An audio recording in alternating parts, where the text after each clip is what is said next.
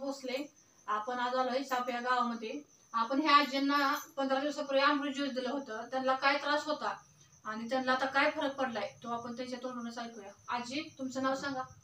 माझं नाव माया कांबळे, माया प्रकाश कांबळे, गाव साप. मला मणक्याचा त्रास, मणकं झिजलं ते कमरेचं, त्याचा लय त्रास होता. दम लागत होता, परत चालताना घाम येत होता. आता तसलं काय होत नाही. 15 दिवस झाले मी औषध खाल्लंय, चालू केलंय. तर आता सगळ्यांनी घ्यावं असं आमची हे आहे की चांगलं आहे औषध, डॉक्टरची गरज लागत नाही याला. माझा सगळा त्रास आता तो बंद झालाय. मणकं दुखायचं राहिलं ते, पाय दुखत होतं, हात दुखत होतं. आता सगळं ते काय हळूहळू तुम्हाला चालताना धाप लागायची?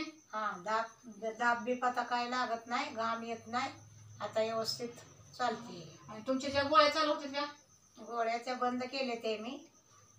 गोळ्या मला हाताचं आधी ही झालेलं, त्यामुळे गोळ्या चालू होत्या.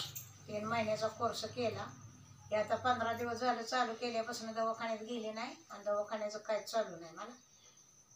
त्याला फरक पडलाय, मग कशाला आता दवाखान्यात जा बरं. बघा किती ह्या आजींना रिझल्ट चांगला आलाय 15 दिवसामध्ये. त्यांचा अजून कोर्स 2.5 महिन्याचा बाकी आहे. नमस्ते.